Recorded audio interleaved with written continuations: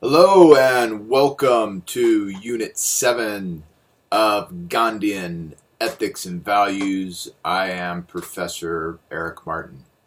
This week we are getting back to Gandhi's autobiography, and we are taking a look at part 3 of that autobiography. It covers the period from 1896 to roughly 1902. If you remember, in the last part, he had gone back to India.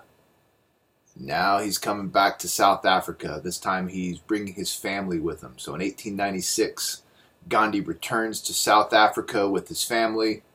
And throughout the course of the tale here, or at least the tale that we're going to read, he's in South Africa for the next 5 years, and then he goes back to India for another year, and then he's going to come back to South Africa again. He's going to be in South Africa for a while.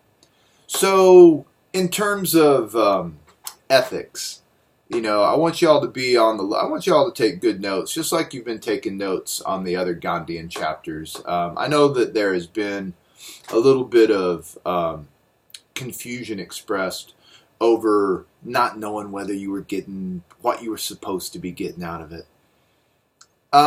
In this particular case, I think that you're just looking for the ethical dimensions of this, and you're looking to see how Gandhi addresses these ethical problems. However, maybe I can help you out with that by giving you just a few of the highlights. This is not a comprehensive list, but this is just a few of the ethical dilemmas that were pretty obvious for you to keep on the lookout.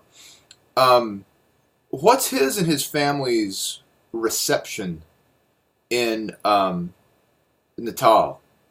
How do the people of Natal react to him and his family arriving? What happens to him and his family? And what's Gandhi's response? That's a good thing to think about. He has an entire chapter in this portion focused on his children's education. And then, of course, he's got different tidbits here and there about education. What's his take on education? And in your opinion, how does he stack up as far as his kids' education? There are 2 chapters that are focused on the vow of brahmacharya. And that's a big deal. So, what is it? What's the vow of brahmacharya? And I don't know that it's good enough to say that the vow is a vow of permanent chastity. What's its point? And then to get to the point of the vow of brahmacharya, keep that stuff we did last week on the Gita in mind. And I'll come back to this in a minute. This whole business, what's the Gita have to say about our senses and how that plays itself out in the material world? So look at that. War. Gandhi's going to be influenced by this whole issue about what do you do in the case of war several different times during his life. And so here we have the Boer War, which is a war, just to make sure that you understand, it is a war between the English and the Dutch settlers in South Africa. All right, the Dutch arrived and the English come, and this is a war between those two. So, what's Gandhi decide to do about this war? And then later on, we'll take a look, not this week, but later on we'll take a look at Gandhi attempting to deal with World War I. And then actually World War II later on as well. So, what are the ethics of war? And then another thing that you want to take a look at is in his, we'll call it a sabbatical, I suppose. his 1 year when he returns to India, he becomes acquainted with the Indian National Congress. And one of the main senior leaders of the Indian National Congress, Gokhale, kind of takes Gandhi under his wing. So what's the relationship between those two? And what is Gandhi thinking about the Indian National Congress? Now, I bring all this up, well, one, because it's the assignment. But after spring break, we are going to get into a different piece of Gandhi's writing called Hind Swaraj. It is a very interesting dialogue, a little bit like Arjuna and Krishna, between Gandhi, the newspaper editor, and a young Indian militant. And Gandhi writes the whole thing. He plays both parts. But many issues of the Indian National Congress are going to come up in Hind Swaraj. And so here's a spot where you can get a little bit of background, or at least put a sticky note in it or something, so that when you come to Hind Swaraj, you think, oh yeah, we talked about that. I want to go back and look at this again, because this is where it's coming from. So anyway, that's what you need to do with the readings. Do the readings. Pay attention to the ethical dimensions of it. Now, when you're finished with the readings, there is a very short quiz, once again, for you to take. Take the quiz. It's just like all the other ones. It's 10 questions. I'm trying to make sure that you've looked at the material and understood it to some degree. They're not the hardest quizzes in the world if you've actually done the reading. They're not designed to be.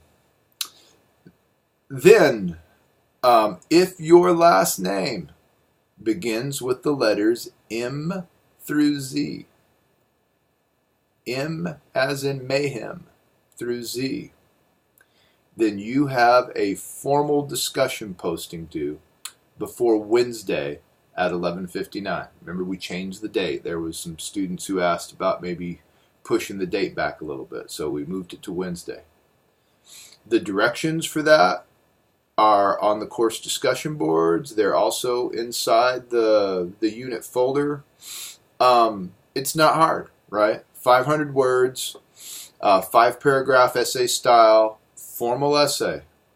All right, use paragraphs. Have a clean flow of thought. You'll be graded both on your content as well as your presentation. In what important ways did Gandhi's experiences in South Africa and then also Indian society in part 3 of his autobiography shape his sense of ethics and values? How do these experiences encourage self-reflection or broaden Gandhi's viewpoints? And in what ways were you able to connect with the material? Don't try to be comprehensive. If you can find 1 or 2 things that you really connected with, just talk about them. Work on developing a good essay just on those 1 or 2 things. Now, if your last name begins with the letters A through L, you are not required to do anything this week. Okay? Well, you're supposed to do the reading. But you're not required to make a posting. If you would like to make a posting, then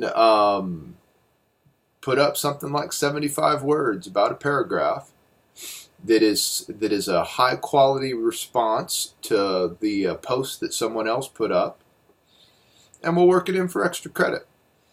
That goes for those of y'all whose last name begins with the letters M through Z as well. You want to put up your posting and then make a response? Fine. We'll get some extra credit in there. And there seemed to be a little bit of a confusion over the plan. I'm trying to divide the class up in half, so half the class leads the discussion one time and half the class leads it the next time. We'll see how it's working. Yeah, so that's the material for this week. It's simple enough. Now, I want to talk a little bit about what's happening next week and then maybe briefly what's happened last week. I don't think it's going to take that long. Next week, we're going to use that as a reading week. I don't have anything in next week's folder. I might put some videos in there, but I don't think so. I think that the next we got two more chapters after this one. We have part 4 and part 5 of Gandhi's autobiography. Both of them are a little longer than this week's reading. So I'm going to declare that maybe next week we just use as a reading week. You surge on this and get as far ahead as you can. That'll also maybe give you a little bit of time to start thinking about your formal papers that are due at the end of the term. Now, if that's news to you, then go into Unit 15. And there's a video and there are some details about what these formal essays are supposed to look like. And then also the very first folder in the discussion boards I've put up for questions about your formal essays. So maybe that, using next week as sort of a reading week. If you're all caught up on your reading, then use it to get moving on your formal essays. Seems like a reasonable thing. Okay, now finally, the last 2 weeks we've been dealing with the Bhagavad Gita. I love that stuff. If I could just sort of teach, well, I don't know what I would do, but I think that stuff's really interesting. I think that the religious texts of the world, whether they're Buddhist or Christian or Hindu or Muslim, all this stuff is super interesting. I am really quite happy with the way that the discussion on the teachings went. I think that y'all did, I haven't got in and graded them yet, but I think that y'all did a very good job in general trying to summarize each of those teachings. And some of those teachings were not easy to sort out. I mean, as many of you pointed out, some of that stuff had to be read 2 or 3 times to really get a good meaning in terms of what they were supposed to be. So I'm really happy with what y'all did with each of the individual discussions. And I tried to respond or add the things as we went. So I kind of made my comments as we went. I don't really have a whole lot of other comments in terms of the discussions themselves. The same thing with the grand conclusions. I think to just kind of sit back and think about, all right, well now, what does all this mean? Y'all have done a really great job at trying to come up with grand conclusions for all this. So what should you be getting out of it? Well, how does the Gita function as a guideline for addressing ethical issues? The Gita is supposed to be a practical handbook, right? It's one of the reasons that something that is that old can continue to be read and read and read by people who are not Hindus and by people who have already read it, and yet they read it again and again and again to remind themselves of some of the most important elements of life. So how does the work function in terms of providing us guidance with how we should behave ethically? And so part of that is just how it works for me and you. But then the other part of it too, right, is, okay, well, how did it work for Gandhi? And some of y'all did a really good job at trying to see how Gandhi is connected into that. And this is particularly the case with the concepts of dharma, sacred duty, right? Where he believes that there is a sacred duty that individuals have, and that really we need to understand what our sacred duty is and how to fulfill it. We're going to see that again. The text Hind Swaraj that I spoke of earlier that we will be reading after spring break, it is a Dharma discussion. and it is a discussion about what is our duty here at the dawn of the 20th century. And then also just kind of connecting in the Gita to Gandhi's thought in general. But, you know, the other thing that we should get out of it is that for the most part, I suspect y'all haven't read that before. And you probably haven't thought too much about Hinduism before.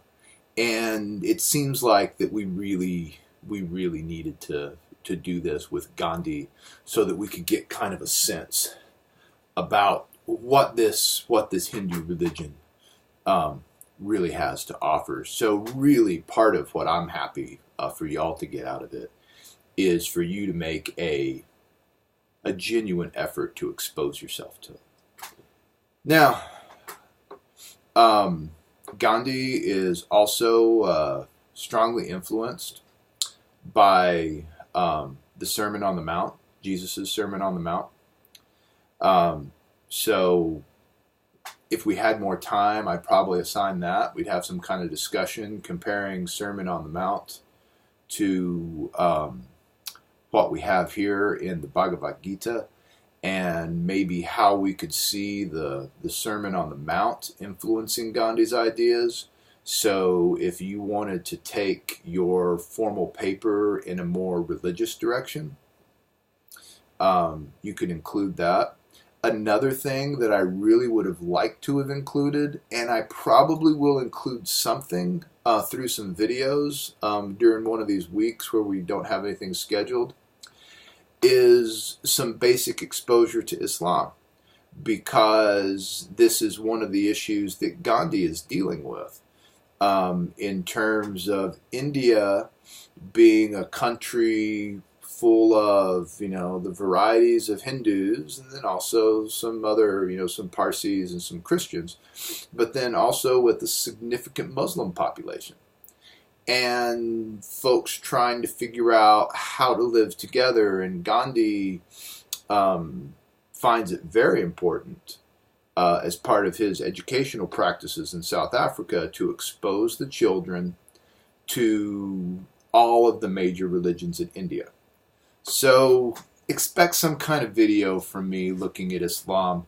It'll probably be just kind of basic exposure stuff, assuming that we really don't have any of that. But again, if we just had, you know, more time to go through this stuff, I think that Gandhi is a really good figure to try to go through basics of major religions, because he's really making an effort to understand that himself. He really sees that as a way to understand other people. And keeping in mind as well that for Gandhi, this is very practical. As he walks down the street in you know, his hometown of Gujarat as a child, that was a you know, politically that area was dominated by the Muslim Empire, the Mughals. So not necessarily during Gandhi's time, but he would have had a lot of exposure to Islam as a child, and it would have been something that was very practical for him. And I wonder whether here in the 21st century, for us, maybe it becomes a little more practical. It's like, hey, you know what? Maybe I should learn something about some of these other religions. I'm hearing about them a lot on the news. I'm hearing about a lot of policies being made based on them. I should probably know something about them. So maybe there's a practical element to that. Anyway, that's just, you know, if you have ideas, if you're trying to look for ideas about where to go with your formal essays, and you think, hey, well, maybe I want to go in a religious direction, that's fine. We can find something with that.